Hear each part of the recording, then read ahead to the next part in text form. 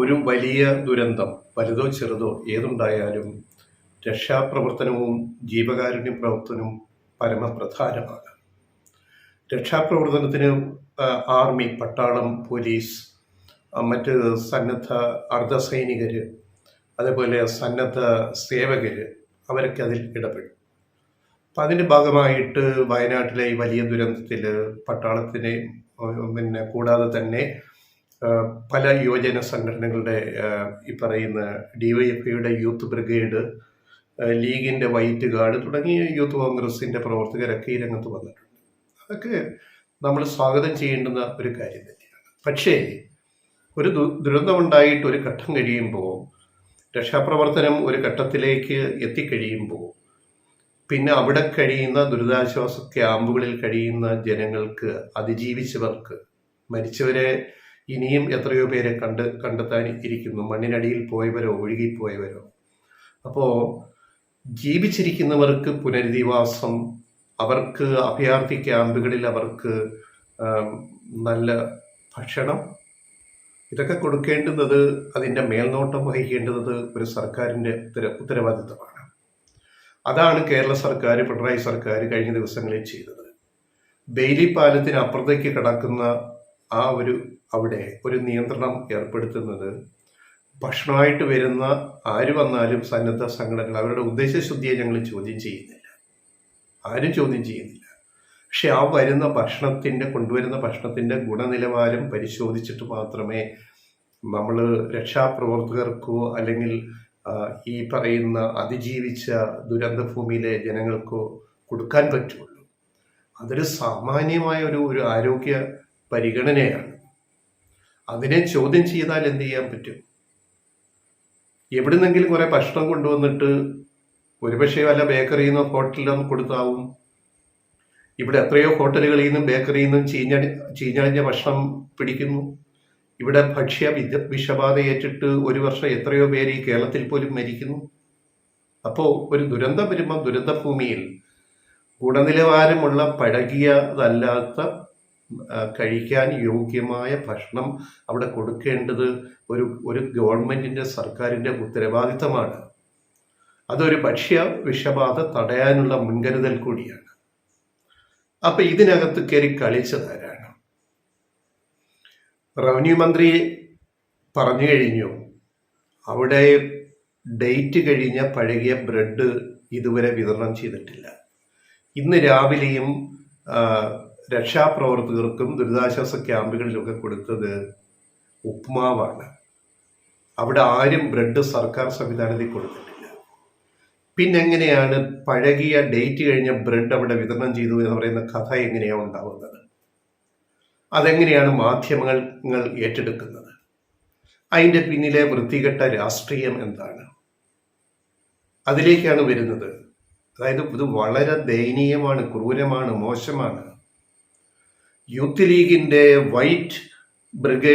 White guard ആണ് പരാതിപ്പെട്ടത്, ഞങ്ങൾക്ക് കിട്ടിയ ബ്രെഡ് ഡേറ്റ് കഴിഞ്ഞതാണെന്ന്. അവർക്ക് ആരാ ബ്രെഡ് കൊടുത്തത്? സർക്കാർ കൊടുത്തിട്ടില്ലല്ലോ, സർക്കാർ സംവിധാനം കൊടുത്തിട്ടില്ലല്ലോ. പിന്നെ ഈ ഡേറ്റ് കഴിഞ്ഞ ബ്രെഡ് എവിടുന്ന് വന്നു? ഏത് ബേക്കറിയിൽ നിന്ന് വന്നു? ബ്രെഡ് വരുന്ന ഒരു ബേക്കറിയിൽ നിന്നായിരിക്കില്ല വരുന്നത്. ഇതാര് കൊണ്ടുവന്നു? എന്നിട്ട് ആ വിഷയം മാധ്യമപ്രവർത്തകരോട് വിളമ്പുക. ഡേറ്റ് കാണിച്ച്, ഞങ്ങൾക്ക് ഡേറ്റ് കഴിഞ്ഞ ബ്രെഡ് ആണ് വിതരണം ചെയ്യുന്നത്, ഇത് കഴിച്ചാൽ അസുഖം വരില്ലേ എന്ന്. സർക്കാർ സംവിധാനങ്ങൾ അങ്ങനെ ഇല്ലെന്ന് റവന്യൂ മന്ത്രി വ്യക്തമാക്കി കഴിഞ്ഞു. പിന്നെ ഈ കളി കളിച്ചതാരാണ്? ഇത് വലിയ വാർത്തയാക്കിയ മാധ്യമങ്ങൾ. അപ്പൊ ഇതിന്റെ പിന്നെ ഉദ്ദേശം എന്താണ്?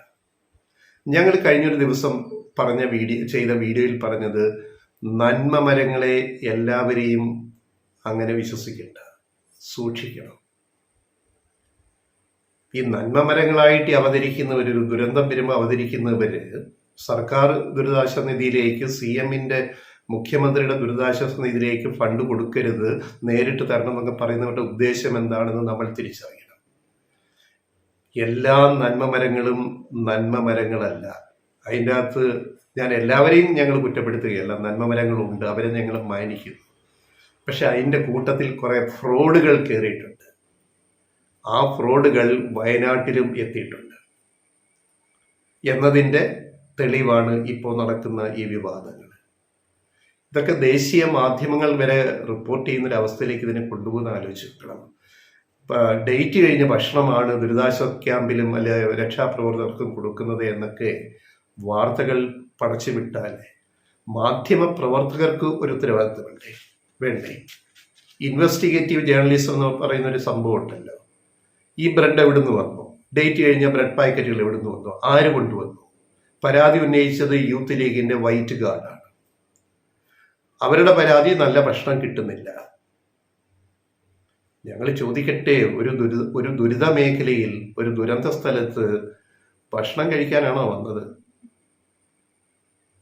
ഒരു നേരത്തെങ്കിലും ഭക്ഷണം കഴിച്ചിട്ട് അവിടുത്തെ ജീവൻ രക്ഷിക്കുക, പ്രവർത്തിക്കുക. അത് കിട്ടുന്ന ഉപ്പുമാവായിരിക്കും, അല്ലെങ്കിൽ വേറെ എന്തെങ്കിലും വെജിറ്റേറിയൻ ഫുഡായിരിക്കും. കോഴിക്കാല് കടിച്ചു പറിക്കാൻ കോഴിക്കാലും ബിരിയാണിയും കിട്ടിയില്ല എന്ന് വരും. ഉടനെ ഭക്ഷണത്തെ പറ്റി പരാതി പറയുക. ഇതെന്തൊരു സംസ്കാരമാണിത്? ഒരു നാട് മുഴുവൻ ഏറ്റെടുത്തു അവിടുത്തെ രക്ഷാപ്രവർത്തനം, അതുപോലെ ജീവകാരുണ്യ പ്രവർത്തനം. അതിൻ്റെ ഇടയിൽ കോലിടാൻ വരുന്ന ഈ രാഷ്ട്രീയമുണ്ടല്ലോ, അത് മുസ്ലിം ലീഗിൻ്റെ രാഷ്ട്രീയമായാലും യൂത്ത് ലീഗിൻ്റെ രാഷ്ട്രീയമായാലും ഈ പറയുന്ന ലീഗിൻ്റെ വൈറ്റ് ഗാർഡുകൾ, യൂത്ത് ലീഗിൻ്റെ, ഞങ്ങളിത് പറയുന്നത് ഇത് അന്വേഷിച്ച് കണ്ടെത്തണം. ഈ ഡേറ്റ് കഴിഞ്ഞ ബ്രെഡ് പാക്കറ്റുകൾ എങ്ങനെ അവിടെ എത്തി? അത് പുറത്തു കൊണ്ടുവരണം. ആര് കൊണ്ടുവന്നു? ഏത് ബേക്കറിയിൽ നിന്ന് അല്ല ഏത് ഹോട്ടലിൽ നിന്ന് കൊണ്ടുവന്നു? സർക്കാർ വിതരണം ചെയ്തിട്ടില്ല എന്ന് റവന്യൂ മന്ത്രി പറഞ്ഞു കഴിഞ്ഞാൽ അത് വിശ്വസിക്കാവുന്നതാണ്, ഔദ്യോഗികമായിട്ട് പറഞ്ഞിരിക്കുകയാണ്.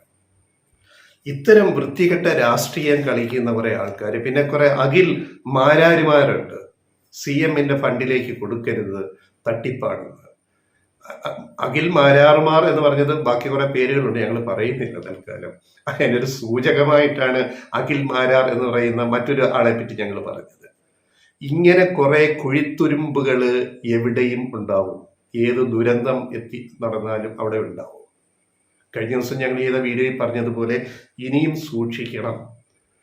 നല്ല ഭക്ഷണം, ഗുണനിലവാരമുള്ള ഭക്ഷണം, പഴകാത്ത ഭക്ഷണം, പുതിയ ഭക്ഷണം രക്ഷാപ്രവർത്തകർക്കും അതുപോലെ ക്യാമ്പിൽ കഴിയുന്നവർക്കും അവിടെ അവശേഷിക്കുന്ന ജനങ്ങൾക്കും കൊടുക്കേണ്ടുന്ന പ്രാഥമിക ഉത്തരവാദിത്വം ഒരു സർക്കാരിനുണ്ട്, പിണറായി വിജയൻ സർക്കാരിനുണ്ട്. ആ കടമ മാത്രമാണ് ഈ ഗവൺമെന്റ് നിർവഹിച്ചത്. അല്ലെ പോലീസ് നിർദ്ദേശം വന്നത് അതുകൊണ്ടാണ്. അല്ലാതെ ഭക്ഷണപ്പൊതിയുമായി വരുന്ന ആരെയും അവിടെ തടയുന്നൊന്നുമില്ല.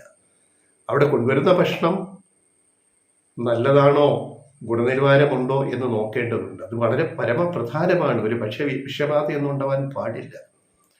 പിന്നെ ലീഗിന്റെ വൈറ്റ് ഗാർഡിന്റെ പിന്നെ പാചകപ്പുര, ഊട്ടുപുര അടച്ചുപൂട്ടാൻ പോലീസ് പറഞ്ഞു എന്ന് പറഞ്ഞ് അവിടെ വലിയ ഫ്ലെക്സ് വെച്ചു. അതെന്തൊരു രാഷ്ട്രീയമാണ്? ഞങ്ങൾ സേവന സന്നദ്ധരാണ്, പക്ഷെ ഞങ്ങളുടെ അടുക്കള പൂട്ടാൻ പറഞ്ഞു എന്ന് പറയുമ്പോൾ അതെന്തുകൊണ്ട് സംഭവിച്ചു? അതും ചർച്ചയാവട്ടെ. അത് കഴിഞ്ഞ് അതിൻ്റെ ഫ്ലെക്സ് വെച്ചതിൻ്റെ അടുത്ത ദിവസം, രണ്ടാം ദിവസം ഡേറ്റ് കഴിഞ്ഞ ബ്രെഡ് എത്തിയിരിക്കുന്നു. ഇതെവിടുന്ന് വന്നു?